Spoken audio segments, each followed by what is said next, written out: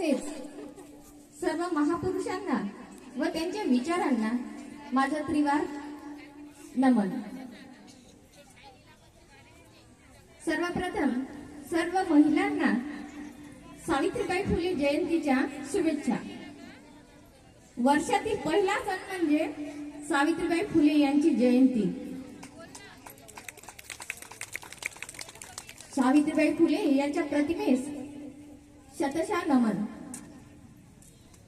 आजच्या कार्यक्रमाचे अध्यक्ष, प्रमुख पाहुणे, मंचावर उपस्थित पाहुणे तसेच माझ्या मैत्रिणींनो आणि मित्रांनो, काही व्यक्ती अशा असतात ज्या काळाच्या चौकटीत बसत नाहीत तर काळालाच नवे वळण देतात। काही व्यक्ती फक्त जन्माला येतात तर काही व्यक्ती इतिहासाला जन्म देतात। सावित्रीबाई फुले या अशाच व्यक्तिमत्वापैकी एक आहेत। त्या केवळ एका काळातील स्त्री नव्हत्या, तर त्या प्रत्येक काळाला प्रश्न विचारणारी, प्रत्येक अन्यायाला वाचा फोडणारी आणि प्रत्येक पिढीला दिशा देणारी त्या क्रांती होत्या। सावित्रीबाईचं कार्य म्हणजे समाजाने स्वतःला आरशात पाहणं आहे। ज्या काळात स्त्री ही घराच्या चौकटीत बंदिस्त होती, त्या काळात मुलगी जन्माला येणं म्हणजे एक पाप समजलं जात होतं। त्या काळात सावित्रीबाई फुले उभ्या राहिल्या। त्या केवळ शिक्षिका म्हणून उभ्या राहिल्या नाही, तर त्या समाज व्यवस्थेला हादरवून सोडणाऱ्या विचारवंत म्हणून सावित्रीबाई फुले म्हणजे पहिली शिक्षिका। सावित्रीबाई फुले ज्या परिस्थितीमध्ये शिकल्या ते खूप महत्वाचं आहे की त्या कुठल्या परिस्थितीत होत्या, कशा त्यांनी शेण, दगड, गोटे, माती खाल्ले ते। त्या काळात महिलांना अबला समजल्या जात होत्या। तेथील कर्मठ लोकांना हे माहिती होतं, ते कळून चुकलं होतं की ही जर अबला स्त्री जर सबला झाली तर त्या कर्मठ लोकांचा तबला वाजवल्याशिवाय राहणार नाही।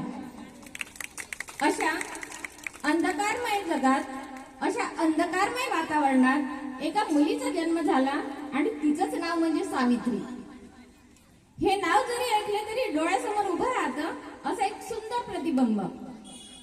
सावित्रीबाई फुले यांनी आपलं अख्खं आयुष्य स्त्रियांच्या शिक्षणासाठी, स्त्री मुक्तीसाठी खर्च केले आहे।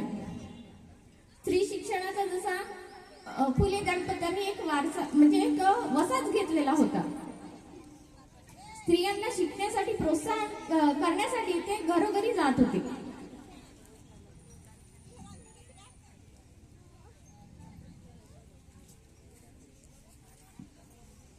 आजच्या महिला स्त्रिया शिकल्या, पुरुषाच्या खांद्याला खांदा लावून प्रत्येक क्षेत्रात आज स्त्री पुढे गेलेली आहे। आजच्या महिला सामाजिक, राजकीय, प्रशासकीय पदावर राहून आपल्या देशाचा कारभार सांभाळत आहे। ही सर्व पुण्याई फक्त आणि फक्त सावित्रीचीच आहे।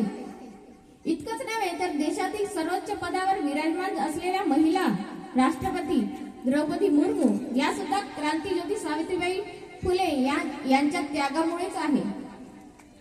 आपण या ठिकाणी अशी प्रतिज्ञा करू की क्रांतीज्योती सावित्रीबाईंनी दिलेल्या यशस्वी आदर्शावर मार्गक्रमण करून व सामाजिक परिवर्तनाच्या लढ्याला योगदान देऊ, हीच या ठिकाणी क्रांतीज्योती सावित्रीबाई फुले यांना मानवंदना ठरेल।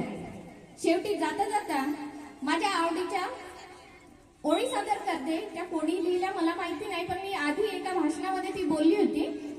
तुम्हाला आवडेल तर तुमच्या टाळ्याच्या गजरातून मला ते समजेल की ती किती छान होत्या। ती धारधार तलवार होती, ती धारधार तलवार होती, ती स्त्री शिक्षणाचा अंगार होती। ती धारधार तलवार होती, ती स्त्री शिक्षणाचा अंगार होती। ती प्रेरणा होती, ती स्फूर्ती होती, ती विद्येचा अलंकार होती। ती प्रेरणा होती, ती स्फूर्ती होती, ती विद्येचा अलंकार होती। ती अशी स्त्री होती जी समाजाच्या भीतीने कधी डगमगली नव्हती। ती अशी स्त्री होती जी समाजाच्या भीतीने कधी डगमगली नव्हती। ती लढत होती, ती जगत होती, ती लढत होती, ती जगत होती, ती जगण्यासोबतही जगवत होती। ती लढत होती, ती जगत होती, ती जगण्यासोबतही जगवत होती। लाखो हजारो स्त्रियांचं ती भवितव्य भव्य घडवत होती. ती आशा होती, ती आशा होती, ती भाषा होती, ती नवपर्वाची दिशा होती. ती आशा होती, ती भाषा होती, ती नवपर्वाची दिशा होती. ती स्त्रीचा सन्मान होती. ती स्त्रीचा सन्मान होती. होय ती सावित्रीच होती. होय ती सावित्रीच होती. जय ज्योती, जय क्रांती.